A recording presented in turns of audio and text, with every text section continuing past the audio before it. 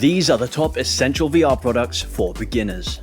This video is in collaboration with AMVR, who kindly supplied the products shown in this video, so big shout out to them. And if you're interested in any of the products that we see today, links will be in the description. So I've been the owner of a Meta Quest headset for about 2 years now, first of all starting off with the Quest 2, and then later on upgrading to the Quest 3. And in that space of time, I have owned a lot of VR accessories. So I put this video together to show you the most useful VR accessories as a beginner, to hopefully give you a better idea of the first accessories that you should invest in if you've just picked up a new VR headset.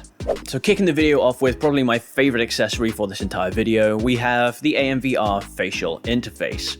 Now, if you're wondering what a facial interface is, if you actually look at your Quest headset and take it apart, you'll see that most of the headset itself is actually a facial interface. Like this white part here is the actual VR part, and the rest of it is all a facial interface, which makes the headset look a lot bigger, but it does play an important role at blocking out the peripheral light so you can be more immersed in your VR environment and you're not seeing all of your surroundings, and also just making the entire experience a lot more comfortable, because if you're wearing this thing for a long period of time, you want the bit that's in contact with your face to be comfortable. So while the stock facial interface that comes with the Quest is not terrible, you can definitely do a lot better. And that's why I would recommend the first accessory you pick up be a third-party upgrade to your facial interface. Now, there's a few reasons why I actually really like the one from AMVR. I actually am still using the one that I originally got from AMVR on my Quest 2. But the reason I like AMVR's one is, first of all, it comes with a couple options. The first option being a leather facial pad. The reason leather is a good choice is because it is sweat-proof, and a lot of people, myself included, tend to get kind of sweaty in VR. I don't know why that is, if maybe it's just the heat of the device on your face or moving around a lot. But whatever it is, it's good to be able to have a material that is sweat-proof so you can easily wipe it down after a VR session. And unlike the one that comes with the Quest, it is very much not sweat-proof, meaning all the sweat and grease from your face is absorbed into that material and you can't really clean it off. If you have sensitive skin, that can actually be pretty bad. I used to get red marks on my face and they would be really irritated and uncomfortable after playing long periods of time and sweating into the VR headset without the facial interface. Now that's not a problem at all, so that alone has been a huge upgrade to my VR experience. The other material that comes with the AMVR facial interface is this ice silk cotton, which is super cool and comfortable. It's just a very soft feeling on your face. I would say it's slightly more comfortable than the leather one, but I reckon the leather one's probably better for the sweatier sessions in VR. And also they're super quick and easy to swap out. You just have this kind of Velcro material, you peel one off and then easily press the other one back on, and it takes you a few seconds to do, so it's very quick and easy to swap out the facial interface material depending on what kind of session you're planning on having. You've also got the option to adjust it, so you can click these little bits in and out, and you've got 3 different settings to either have the headset closer or further away from your face. So I guess this kind of acts like a glasses spacer. If you wear glasses in VR like I do, you sometimes need a little bit more space between your face and the headset to make room for the glasses.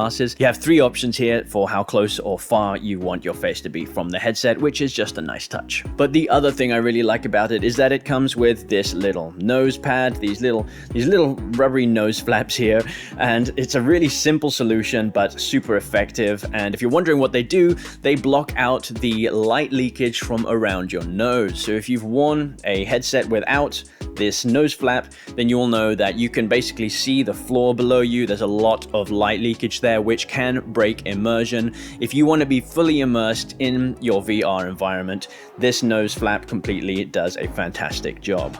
But just in case you want to stay slightly connected to the real world and be able to glance down and see your surroundings a little bit, it's actually very easy to remove. You can just take it off. You don't even need to remove the entire facial interface. You can just separately remove the rubbery bit. Yeah, so you've got options. Next up is not in fact an accessory for your headset at all, but it is an accessory for your controllers. These anti-throwing strap grip covers are an essential accessory if you're clumsy like me. So this is what they look like, and in my opinion, they're actually a super underrated product. As you can see, I have my hands open and the controllers are still attached to my hands. Now, sure, the Quest original controllers come with this little wrist strap, but it takes a little bit of time to put it on and then tighten it, and while it's not a lot of effort, I have literally never used them, and whenever I've handed these controllers to someone else to use my VR headset, literally nobody has ever put on the wrist straps unless I've specifically asked them to.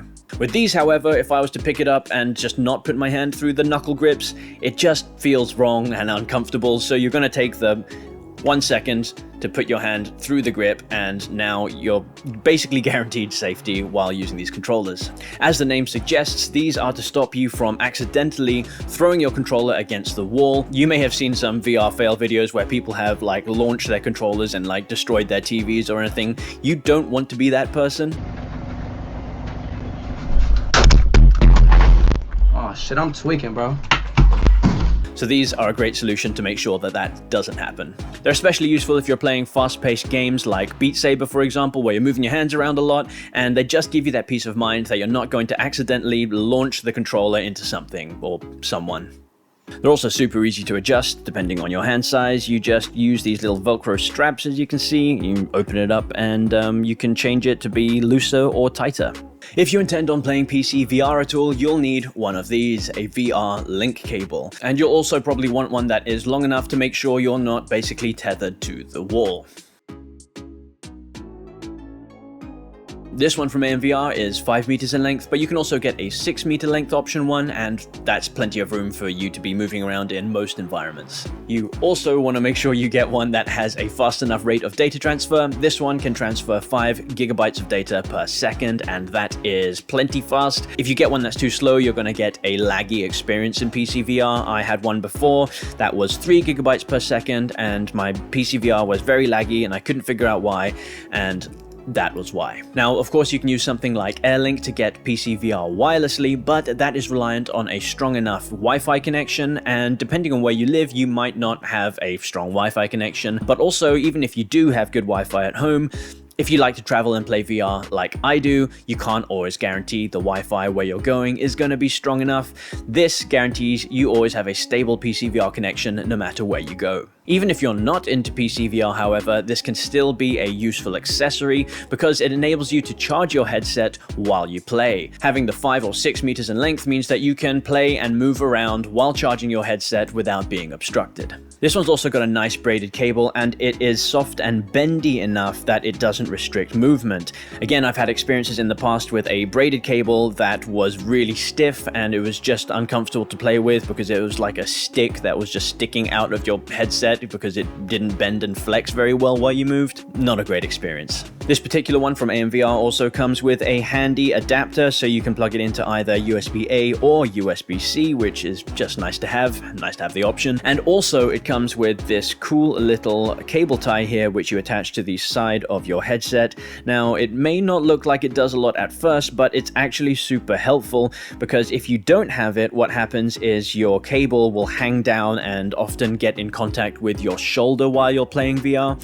Having this cable tie means it runs back just enough that it's tucked away behind you and it doesn't fall in front of you and start getting in your way when you're moving your arms. Sometimes you can move your arm and get your hand like tangled in the cable, which is kind of annoying and immersion breaking. Having this simple little cable tie, tuck it behind your shoulder, means that doesn't happen. Alright, bonus accessories. These weren't provided by AMVR, but I thought I would still include them in the video because they're pretty essential beginner accessories if you ask me. First up is a different head strap. I would highly recommend picking up a third-party head strap. As you can see, the one I've got here is not the one that comes with the Quest. Pretty much any third-party head strap you get is going to be better than the like elastic jock strap that comes with the Quest, but I would recommend getting one that's not from the official Meta store because those ones tend to be overpriced and not even the best quality ones. There are tons of third-party head straps out there, so just have a browse around and see what looks like it takes your fancy.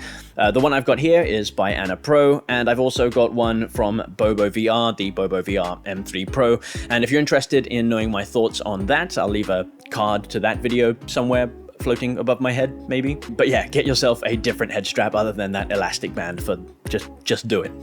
And the final accessory I would recommend is one of these, a tiny headphone cable, specifically a short cable like this one here, because if you've got a really long cable hanging down the side of your head, it's very easy for that to get tangled while you're playing VR, and I've multiple times ripped out the headphones by accident because my arm got caught in the cable while I was doing something, and it's really annoying and very immersion breaking and could also potentially damage your headphones. So I would definitely recommend getting a short, inexpensive little cable like this one to connect your headphones to your headset if you want to play with headphones. You can thank me later. And that is going to be it for this VR Essential Accessories video. Once again, thank you to AMVR for supporting the channel by providing the products for me to make the video. Again, if you're interested in any of the products you saw today, you can feel free to click the links in the description below. And if you enjoyed the video, then consider subscribing to the channel for more VR content from me. And if you've not had enough VR video action for today, then feel free to click any of these videos over here. I'm sure you'll enjoy probably all of them, so can't go wrong. Click a video and I'll see you guys in the next one.